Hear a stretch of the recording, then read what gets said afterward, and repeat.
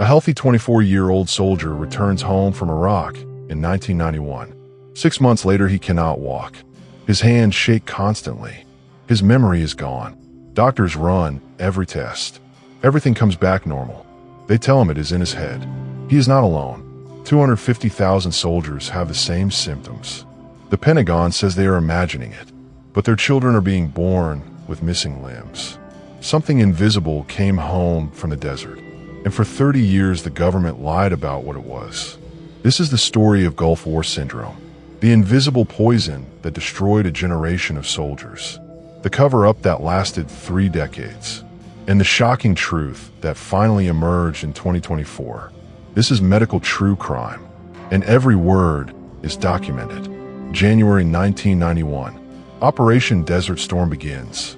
American forces pour into Kuwait and Iraq. The mission is clear. Push back Saddam Hussein. Liberate Kuwait. The war lasts 100 hours of ground combat. It is fast. It is decisive. Coalition forces suffer minimal casualties. Everyone celebrates. The soldiers come home as heroes. Nobody knows they're already dying. The first symptoms appear within months. Sergeant Michael Donnelly was a marathon runner before deployment. By July 1991, he needs a wheelchair. Staff Sergeant Carol Piku develops seizures out of nowhere. Lieutenant Colonel Randy Hebert starts forgetting his children's names. He is 32 years old. These are not isolated cases.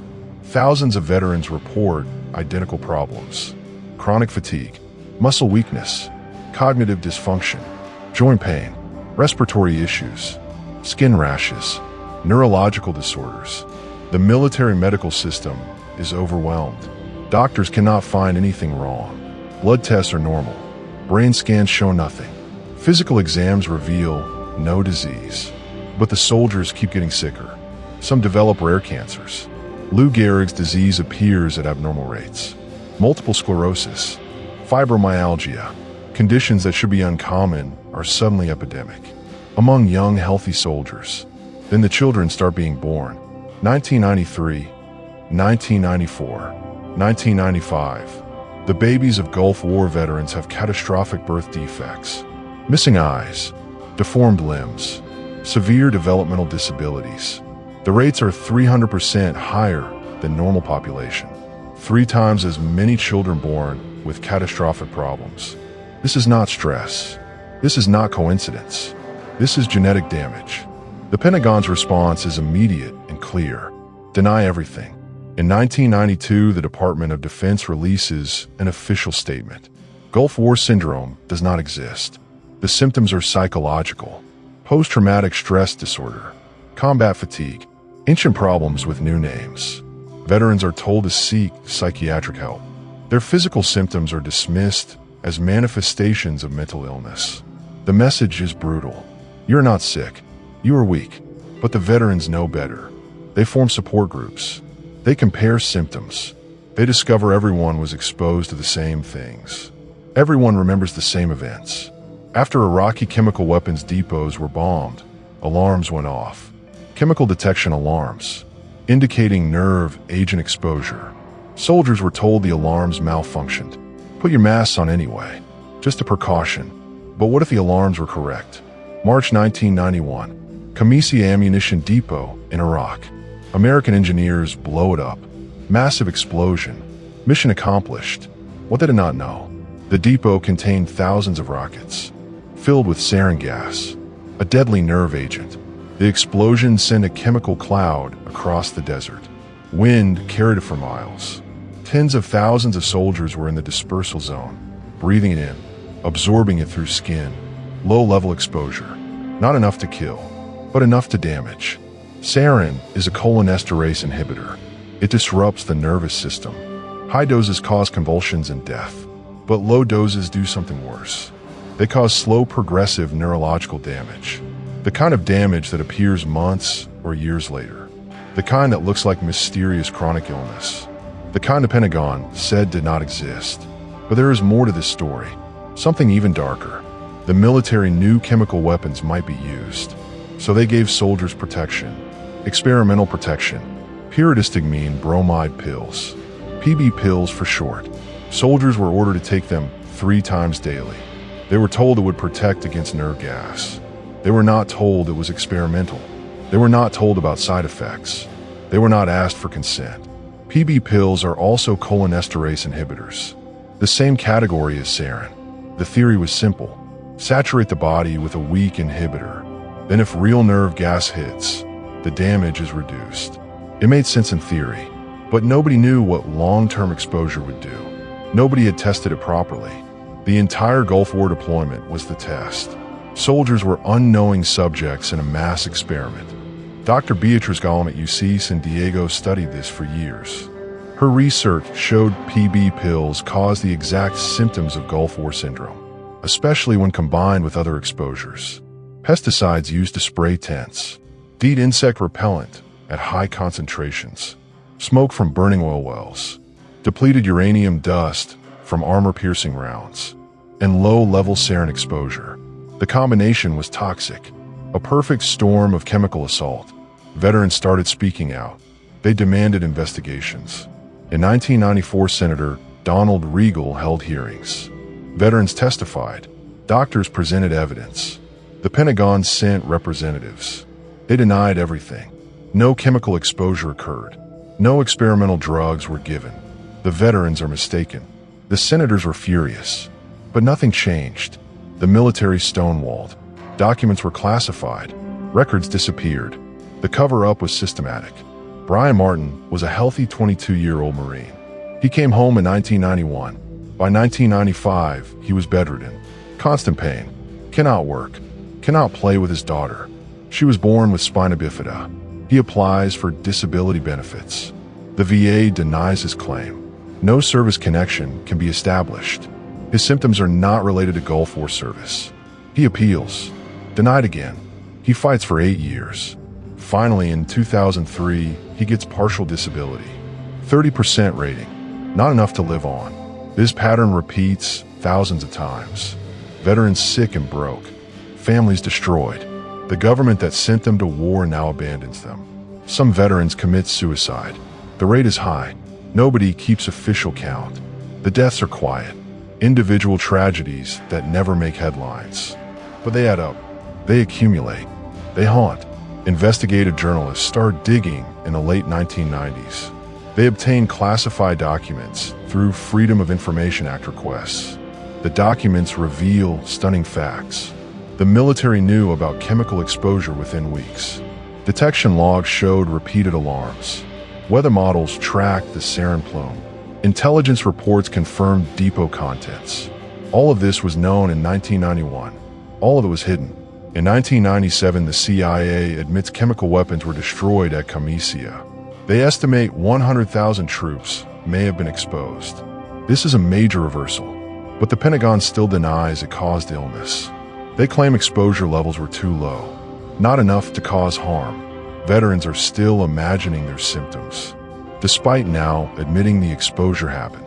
The PB pill program remains classified until 2002. When it is finally declassified, the details are horrifying. Over 250,000 soldiers took the pills, without informed consent, without proper testing, in violation of the Nuremberg Code, the very principles established after Nazi experiments. The U.S. military violated them on its own troops. Dr. Robert Haley at UT Southwestern conducts brain imaging studies. He scans Gulf War veterans with chronic symptoms. The results are clear. Physical brain damage, particularly in areas controlling movement and cognition. This is not psychological. This is organic neurological injury. His studies are published in top medical journals. The evidence is undeniable. But the Pentagon does not change position. Animal studies confirm the mechanism. Rats exposed to PB pills plus low-level sarin develop the same symptoms. Chronic fatigue, cognitive problems. The combination is far more toxic than either alone. This is called synergistic toxicity. 1 + 1 = 10. The military knew this was possible. They deployed the combination anyway. By 2010, the scientific consensus is clear. Gulf War syndrome is real. It has a biological basis. Chemical exposures are the cause. Over 200 peer-reviewed studies confirm it. The Institute of Medicine issues a report. Gulf War veterans have a distinct pattern of illness. It is service-connected. It deserves recognition and treatment. But the VA continues to deny most claims. Then in 2022, new research emerges. Advanced imaging techniques show ongoing inflammation in veteran brains. 30 years after exposure, the damage is permanent, progressive, getting worse with age. What started as fatigue and confusion now manifests as early dementia. Parkinson-like symptoms. The poison is still working, still destroying. Decades later, a 2024 study uses genetic analysis. Veterans with Gulf War syndrome show specific DNA damage, epigenetic changes that affect gene expression. These changes can be inherited, passed to children. This explains the birth defects, the genetic legacy of chemical warfare, written into DNA, transmitted across generations. The total number of affected veterans is now estimated at 250,000, 1/3 of everyone deployed. Some are mildly affected, some are completely disabled, some are dead. The government finally admits Gulf War syndrome exists, but compensation remains difficult. The claims process is intentionally complex. Many veterans die waiting for decisions. Their widows continue the fight. There are heroes in this story. Scientists who risked careers to speak truth. Journalists who exposed lies. Veterans who refused to stay silent. Senator Regal, who held hearings despite political pressure. Dr. Haley, who proved brain damage. Dr. Gollum, who identified toxic combinations. These people fought for 30 years against their own government for basic recognition of reality. And there are villains. Pentagon officials who destroyed evidence. VA administrators who denied claims they knew were valid. Military doctors who called sick soldiers malingerers. Politicians who valued reputation over truth. All of them chose institutional protection over human decency. Some are retired now, living comfortable lives, while veterans suffer. The implications are staggering. The U.S. military conducted unauthorized medical experiments, exposed troops to known chemical weapons, then systematically lied about it for 3 decades. This is not conspiracy theory. This is documented historical fact, admitted by the government itself. Just 30 years too late. What we know for certain now: sarin was released to Camisea. Over 100,000 troops were exposed. PB pills were given without consent. The combination caused neurological damage. Birth defects resulted from genetic damage. The Pentagon knew and covered it up. Veterans were denied care they deserved. The syndrome is real and permanent. What remains unknown? The full extent of exposure. How many other depots released chemicals? What other experimental programs existed? How high the cover-up went? Whether anyone will face consequences? How many children are affected? What the long-term prognosis is? Whether future generations will carry this damage? Gulf War syndrome teaches us something dark about power. Governments will sacrifice their own soldiers, not in brave combat, but in secret experiments, then deny it happened. Mock the victims, destroy evidence, for decades, until the truth is undeniable, then finally admit it. When most victims are already dead, when accountability is impossible, when justice is too late. Those 250,000 veterans did everything right. They served their country, followed orders, took the pills they were given, breathed the air they were told was safe, then came home destroyed and were told they were crazy. Imagine that. Imagine being poisoned by your own command, then gaslit by your own government. For 30 years, this is not ancient history. Veterans are still fighting for benefits today, still sick, still suffering. Their children still bear genetic scars. The invisible poison is still working, still destroying lives. The war ended in 1991, but for these soldiers, the war never ended. It came home with them, in their blood, in their nerves, in their DNA. The lesson is clear. Trust is dangerous. Authority lies. And sometimes the enemy is not across the desert. Sometimes the enemy is in the Pentagon, wearing stars, smiling, telling you everything is fine, while poison flows through your veins, and your future dies, one cell at a time.